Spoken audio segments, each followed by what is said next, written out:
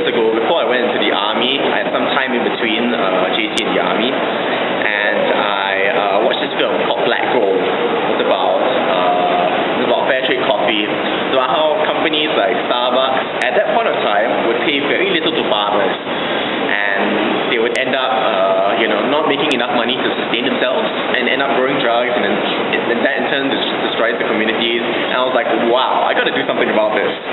So when I watched that, I was naive enough to get out of my chair, go to my neighborhood coffee bean and tea leaf, walk up to the poor waitress down there, and ask her, hey, under what social economic conditions were your coffee beans grown under? And she was like, what?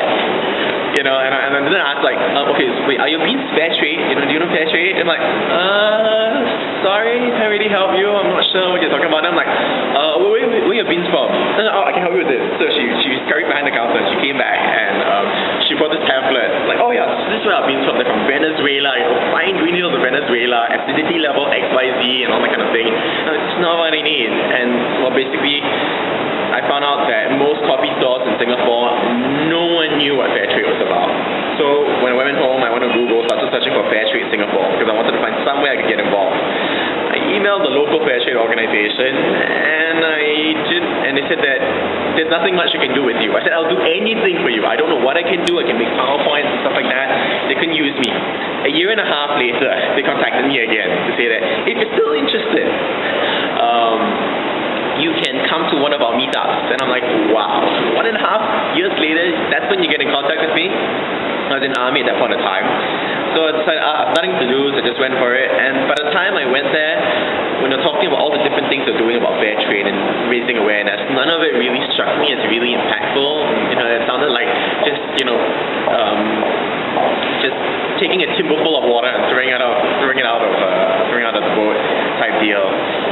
So the good thing about that is that that's where I met Bernice. She told me about Syinc. She had already started Syinc, or she was already starting Syinc then. She told me about how it's for young people, to empower young people to do stuff. And I was like, wow, it's a great idea. Can I help you out with that? And that's how I first got involved with Syinc. I told her, yeah, I can do stuff for you. So naturally, when I went back home, I didn't do anything about it. I was just too caught up in my army stuff to really do anything substantial. Okay. But it was towards the end of that year when, this was at the end of 2007, early 2008, that's when I watched this thing called Pangea Day.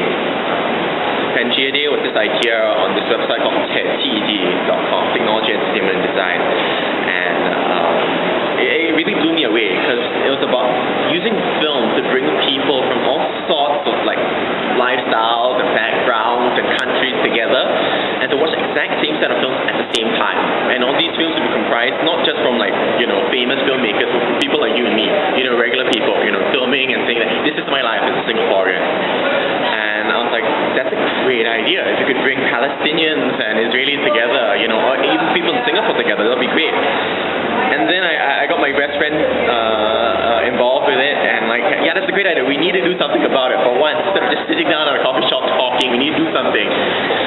And then we sat down, okay, let's do something. And then we didn't know what to do. We were completely clueless. We didn't know how to get involved. We didn't know how to raise awareness about it.